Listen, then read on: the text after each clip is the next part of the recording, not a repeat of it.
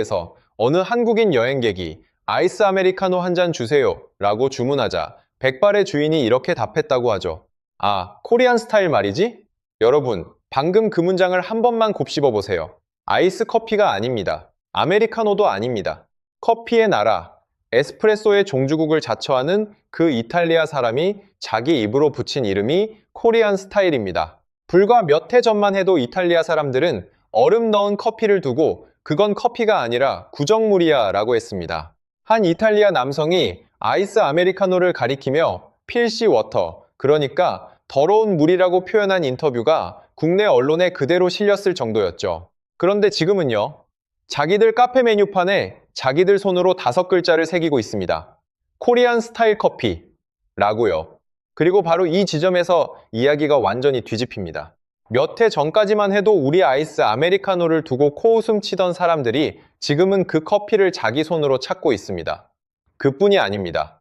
유별나다며 힐끗거리던 우리의 여름 물건들을 사겠다고 지금은 앞다투어 지갑을 열고 있습니다. 머리 위에 펴는 양산부터 손에 쥐는 조그만 선풍기, 얼굴에 얇게 펴 바르는 크림, 목을 넘어가는 얼음 커피, 그리고 마지막으로 입안에서 사르르 무너지는 하얀 눈꽃 빙수까지. 우리에겐 그저 여름을 나는 방법이었던 5가지가 지금 유럽 대륙에서 하나의 산업으로, 하나의 수출 패키지로 자라나고 있습니다. 그리고 이건 그냥 유행 이야기가 아닙니다. 숫자로 증명되는 돈의 이동이고 수백 년 된 문화가 통째로 뒤집히는 순간이거든요. 왜 이런 일이 벌어졌는지, 그 안에 어떤 돈의 흐름이 숨어 있는지 지금부터 팩트만 골라 5가지를 하나씩 풀어드리겠습니다. 자세한 이야기 시작 전 구독과 좋아요, 알림 설정까지 눌러주시면 다음 이야기도 가장 먼저 들으실 수 있습니다. 먼저 배경부터 짚고 가야 합니다. 2026년 유럽의 여름은 우리가 뉴스로 흘려들었던 것보다 훨씬 잔인했습니다. 세계보건기구는 6월 21일 이후 단 일주일 만에 유럽 전역에서 폭염 관련 초과 사망자가 1,300명을 넘어섰다고 발표했고 7월로 접어들자 그 숫자는 1만 명대로 뛰어올랐습니다. 프랑스에서만 초과 사망이 약 1,000명, 스페인은 200명, 독일은 6월 한 달에만 약 2,877명의 사망이 보고됐다는 초기 분석도 나왔죠. 초과 사망이라는 말이 낯설게 들리실 겁니다. 예년 같으면 멀쩡히 살아계셨을 분들이 오직 그 더위 하나 때문에 세상을 떠났다는 뜻입니다. 유럽 대륙 상공에 거대한 고기압이 뚜껑처럼 덮여 열기를 가둬버린 이른바 오메가 열돔 현상이 원인이었죠.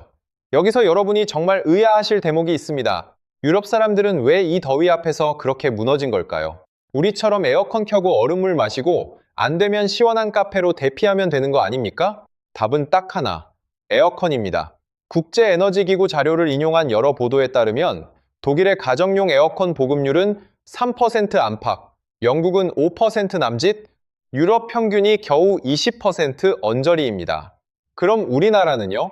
약 98%입니다. 우리에겐 냉장고만큼이나 당연한 그 기계가 독일에서는 100집 중 겨우 3집에만 있는 귀한 물건이라는 뜻이죠. 그러니 40도가 넘어가면 나머지 97집은 그야말로 사우나 안에 갇히는 셈입니다.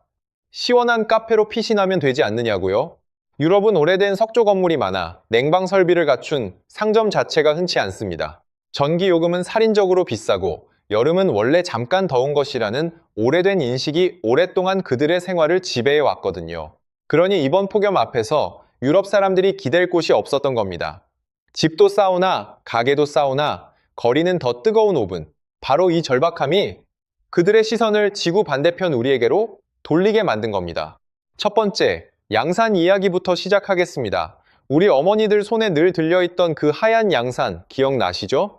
장 보러 갈 때도 마실 나갈 때도 여름이면 하나씩 꼭 챙기던 그 물건 말입니다. 어머니 세대부터 요즘 젊은 세대까지 대를 이어 자연스럽게 써온 여름 필수품이었죠. 그런데 이 양산이 서양 사람들 눈에 얼마나 낯설게 보였는지 아시나요? 그들에게 여름 햇빛은 피하는 것이 아니라 잔디밭에 누워 온몸으로 흡수해야 할 축복이었습니다. 피부를 구릿빛으로 태우는 게 건강하고 여유로운 삶의 상징이었으니까요. 그러니 양산을 펴든 동양인 여행객을 보면 마치 한여름에 두꺼운 외투를 입고 나온 사람 보듯 신기하게 바라보곤 했죠. 그런데 지금 그 상황이 통째로 뒤집혔습니다. 2026년 여름, 로이터 통신은 유럽에서 벌어지고 있는 놀라운 변화를 이렇게 전했습니다. 파리, 로마, 마드리드의 거리 곳곳에서 양산을 펴든 유럽 시민들의 모습이 부쩍 늘었다고요. 여성뿐 아니라 예전 같으면 남자가 무슨 양산이냐고 했을 중년 남성들까지 양산을 들기 시작했다는 겁니다. 국내 언론들도 이 변화를 앞다투어 다뤘습니다. 양산 비웃더니 이제는 필수품이라는 제목이 매체마다 실렸죠. 여기 상징적인 장면이 하나 있습니다. 지난 여름 런던의 한 노점에서는 우산이 팔리고 있었는데 그냥 우산이 아니었습니다. 영국 국기가 큼지막하게 그려진 우산을 노점 주인이 선쉐이드, 그러니까 햇빛 가리는 양산이라는 이름으로 걸어 팔고 있었죠. 영국 사람이 유니언잭을 붙여 양산으로 파는 그림, 이건 그냥 우리 양산 문화를 받아들인 정도가 아니라 자기 것으로 소화하기 시작했다는 신호였습니다. 경제적으로 진짜 중요한 대목은 여기부터입니다. 유럽에는 애초에 양산 시장이라는 게 제대로 존재하지 않았습니다. 비 올 때 쓰는 우산은 있어도 자외선 차단을 목적으로 설계된 여름 전용 양산은 그들에게 낯선 상품 카테고리였거든요. 있어봐야 우산에 양산 겸용이라는 스티커 하나 붙여둔 수준이었습니다. 반면 한국 양산은 급이 다릅니다. 한국소비자원 조사에 따르면 국내 우양산 제품의 자외선 차단율은 대부분 96.9%에서 99.9% 수준으로 관련 기준인 85%를 훌쩍 뛰어넘습니다. 특히 은박 코팅 제품은 자외선 차단율이 99.9%에 달했죠. 무게는 가볍고 접으면 가방에 쏙 들어가고 가격은 다이소에서 5,000원이면 삽니다. 우리에겐 그저 흔한 생활용품인데 유럽 시장 기준으로 보면 완전히 새로운 프리미엄 카테고리인 셈이죠. 그러니 검색 끝에 결국 한국식 자외선 차단 양산을 사려는 유럽 소비자들이 늘어나고 있는 겁니다. 한때 우리를 유별나다고 바라보던 시선이 이제는 그거 어디서 사요? 라는 질문으로 바뀐 거죠. 두 번째는 손선풍기입니다. 요즘 우리나라 사람들 가방 속을 열어보면 지갑과 휴대폰, 그리고 여름이면 손선풍기 하나가 꼭 들어있죠. 학교에서도, 지하철에서도, 야외 행사장에서도 아무렇지 않게 꺼내드는 물건입니다. 다이소에서 몇천 원이면 사고, 한번 충전하면 몇 시간씩 쓰는 그야말로 흔해 빠진 여름 소품이었어요. 그런데 이 물건이 지금 유럽에서 어떤 대접을 받고 있는지 아십니까? 세계에서 가장 콧대 높은 무대, 파리 패션 위크. 몸에 딱 붙는 정장을 입고 굽 높은 구두를 신은 채 쇼장 사이를 종일 오가야 하는 편집자들과 바이어들. 옷차림 하나에 커리어를 거는 그 사람들이 최근 몇 시즌 사이 손에 뭘 들고 다니기 시작했을까요? 바로 손선풍기였습니다. 아이러니한 그림이죠. 세계에서 가장 세련되다는 사람들이 우리 돈 몇천 원짜리 손선풍기를 마치 생명줄처럼 붙들고 다니기 시작했다는 겁니다. 여기 하나 더 흥미로운 장면이 있습니다. 세계에서 가장 유서 깊은 테니스 대회, 영국의 댐블던. 관중석에서 딸기와 크림을 먹으며 경기를 지켜보는 게 100년 넘게 이어져 온 격식의 상징 같은 곳입니다. 그런데 2025년 템블던 첫날, 관중석 곳곳에서 손선풍기가 등장했다는 소식이 여러 매체를 통해 전해졌습니다. 폭염이 워낙 심하다 보니 대회 조직위는 결국 이듬해인 2026년 폭염 규정 자체를 새로 손봐야 했죠. 격식을 목숨처럼 여기던 그 자리에서조차 더위 앞에서는 손선풍기를 꺼내들기 시작한 겁니다. 그리고 여기서 결정타가 등장합니다. 청소기와 헤어드라이어로 유명한 영국의 프리미엄 가전 브랜드 다이슨. 이 회사가 창사 이래 처음으로 휴대용 손선풍기를 시장에 내놨습니다. 이름은 허시젯 미니쿨. 미국 출시 가격이 99달러, 영국이 99.99 파운드, 우리 돈으로 15만 원 안팎입니다. 여러분, 이게 무슨 의미인지 보세요. 우리가 몇천 원에 쓰던 그 물건을 다이슨이 15만 원짜리 프리미엄 제품으로 재탄생시켜 시장에 던진 겁니다. 그리고 이 제품, 출시하자마자 품절 사태를 빚었습니다. 세계적인 패션지 보그는 이 흐름을 짚으며 이렇게 표현했습니다. 이제 소비자들은 손선풍기를 물병이나 헤드폰처럼 외출할 때 반드시 챙기는 필수품으로 여기기 시작했다. 불과 얼마 전까지 우스꽝스러운 물건 취급을 받던 게 이제는 반드시 챙겨야 할 생존 도구가 된 겁니다. 지하철에서 손선풍기를 켜던 우리를 신기하게 쳐다보던 그 시선의 주인들이 지금은 세계에서 가장 비싼 가격표를 붙인 손선풍기 앞에서 지갑을 열고 있는 거죠. 세 번째는 선크림입니다. 얼굴 타면 늙는다. 여름마다 어머니께 한 번쯤은 들어보신 말씀이시죠? 밖에 나가면 선크림 꼭 바르고 다니라는 그 잔소리. 우리는 이 말을 들으며 자랐고 여름에 선크림을 챙기는 게 너무나 당연한 일이 됐습니다. 그런데 이 오래된 잔소리가 지금 유럽에서 하나의 산업으로 자라나고 있습니다. 숫자부터 보시죠. 관세청 자료를 인용한 여러 보도에 따르면 2026년 1분기 유럽으로 향한 한국 화장품 수출액은 전년 같은 기간보다 무려 69.1% 뛰었습니다. 그리고 2026년 상반기 K-뷰티의 유럽 수출액은 15억 달러를 넘기며 사상 처음으로 북미 수출액을 앞질렀습니다. 한국 화장품의 최대 시장이 미국에서 유럽으로 옮겨간 역사적인 순간이었죠. 특히 자외선 차단, 그러니까 SPF 관련 제품이 영국 소비자들이 가장 많이 검색하는 K-뷰티 키워드로 꼽혔습니다. 땀이 흘러도 폭염 속에서도 산뜻하게 발리는 자외선 차단 제품을 찾기 시작한 겁니다.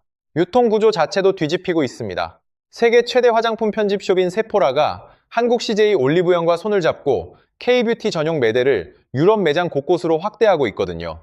세포라뿐 아니라 유럽의 또 다른 뷰티 유통 강자 더글러스에도 한국 브랜드가 정식 입점하기 시작했습니다. 세계에서 가장 큰 화장품 유통망이 한국 화장품을 위한 자리를 직접 마련해주고 있는 겁니다.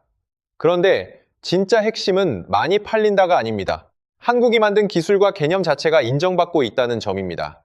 예전 서양 화장품은 시원한 느낌을 내려고 흔히 멘톨 성분을 넣었습니다. 껌 씹을 때 느껴지는 그 화한 청량감, 바로 그걸 크림에 담은 거죠. 문제는 멘톨이 피부 자극이 꽤 강하다는 점이었습니다. 얼굴이 예민한 사람은 화끈거리고 따갑기 일쑤였거든요.